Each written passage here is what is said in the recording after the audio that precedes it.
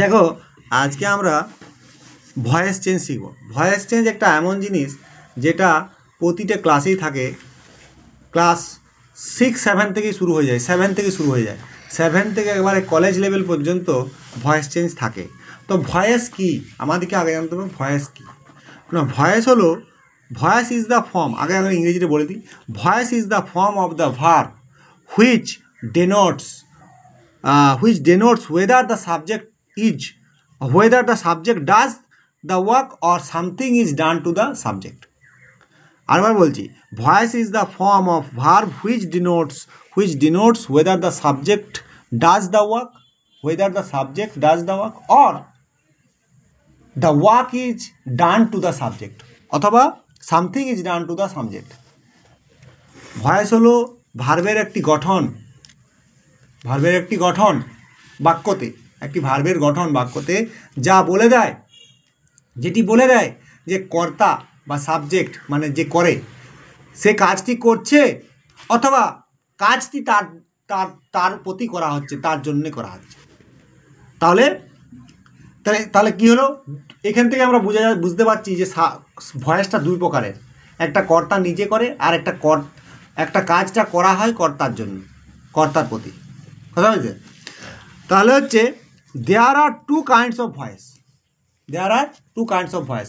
Voice দুই রকমের। Voice কয় রকমের? ভয়েস দুই রকমের। একটা হচ্ছে অ্যাক্টিভ ভয়েস আর একটা হচ্ছে passive voice.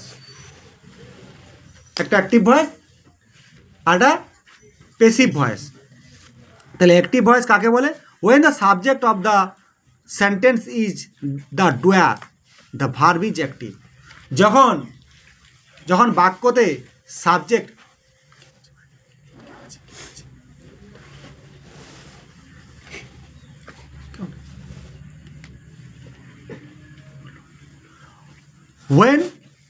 when the subject of the sentence is the doer, the verb is active. যখন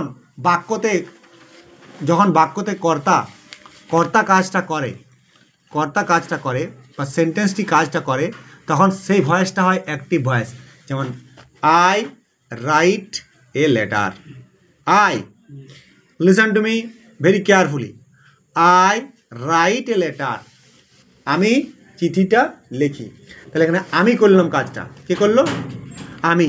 তাহলে আমি হচ্ছে এখানে আমি এই কাজটা করলাম, আমি কাজটা করলাম মানে আমি কাজটা করেছি, আমি এখানে subject.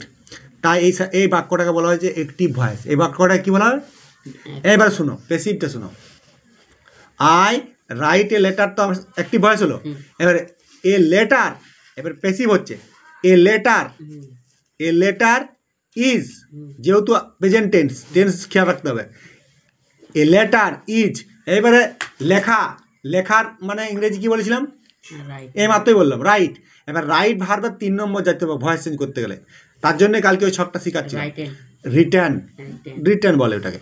Return, write, wrote, written. 2 নম্বরটাও লাগে না, 3 নম্বরটা প্রত্যেক ভার্বের 3 নম্বর লাগবে কি ভয়েস করার জন্য।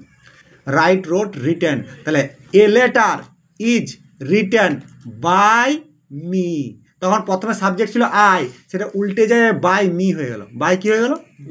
মি হয়ে গেল। তাহলে এইটা হয়ে গেল প্যাসিভ। তাহলে I write a letter active voice, a letter is written by me, এটা হলো প্যাসিভ ভয়েস। কি বোঝা গেল? সিম্পল, কোনো মাথায় মগজে বেশি কিছু ঢুকাবার দরকার নেই। যেমনভাবে বলছি সেটাই শুনতে হবে, সেটাই মনে রাখতে হবে।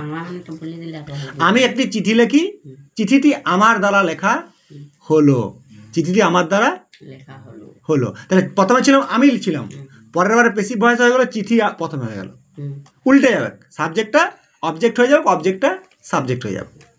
সাবজেক্ট মানে আমি ছিলাম, চিঠি ছিল object, I write a letter. তাহলে সাবজেক্ট হচ্ছে আই আর লেটারটা হচ্ছে অবজেক্ট ছিল। এবারে লেটারটা প্রথমে সাবজেক্ট হয়ে গেল, a letter is written by me, আইটার লাস্টে হয়ে গেল মি, হয়ে গেল a letter is written by me.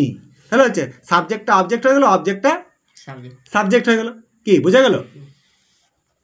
এরপরে হচ্ছে যে তাহলে দুটো ভয়েস বললাম, তার অ্যাক্টিভ ভয়েস বললাম। প্যাসিভ ভয়েসটা কি না, when the subject of the sentence is acted upon the verb is passive.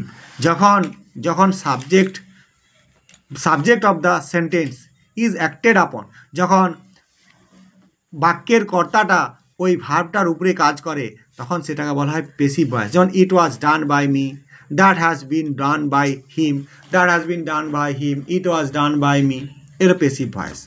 তাহলে এরপরে মনে রাখতে হবে the to change the voice active to passive at first subject object. যখন আমরা ভয়েস চেঞ্জ করব তখন আমাদেরকে মনে রাখতে হবে সাবজেক্টটা কী হবে, অবজেক্ট হবে, আর অবজেক্টটা কী হবে, সাবজেক্টটা অবজেক্ট হবে, আর অবজেক্টটা সাবজেক্ট হবে, অবজেক্টটা সাবজেক্ট হবে, ঠিক আছে? সাবজেক্টটা অবজেক্ট হবে, অবজেক্টটা সাবজেক্ট হবে, এটা মনে রাখতে হবে। চেঞ্জের নিয়ম, ভয়েস চেঞ্জ করার সময় নিয়ম, যখন তুমি আই রাইট লেটার দিয়ে দিলাম বললাম ভয়েস চেঞ্জ কর, তখন তোমার নিয়ম হচ্ছে একটা হচ্ছে ওই লেটারটাকে প্রথমে নিয়ে আসতে হবে আর আইটাকে শেষে নিয়ে যেতে হবে, একটা নিয়ম হয়ে গেল। 2 নম্বর নিয়ম হচ্ছে ভার্বটা চেঞ্জ করতে হবে টেন্স অ্যাকর্ডিং টু টেন্স। যেমন present tense right present tense, যদি রোড থাকতো তাহলে কী করতাম, তো তখন ইজ রিটেন হতো না, ওয়াজ রিটেন হতো, তখন কী হয়ে যেত, হ্যাঁ এর খেয়াল রাখতে হবে, তখন ওয়াজ রিটেন হতো। তাহলে টেন্স ভার্বকে খেয়াল রাখতে হবে টেন্স অনুযায়ী। Sentence must be identify, then the tense of the verb must be noted, টেন্সটাকে লক্ষ্য করতে হবে, because the transform the voice of the active to passive the necessary form the be verb should be used, it is succeeded by the past participle from the man verb। এটা বলে দিলাম যে man ভার্বটা লাগবে। তারপরে দেখো ভালো করে শুনো, আরও বলছি, I know him, active voice, I know him, তাহলে আমি তাকে জানি। এবারে পেসিভ করলে কী হবে, হিটা প্রথমে আসবে, হিমটা প্রথমে আসবে, আইটা প্রথমে ছিল, আই নো হিম।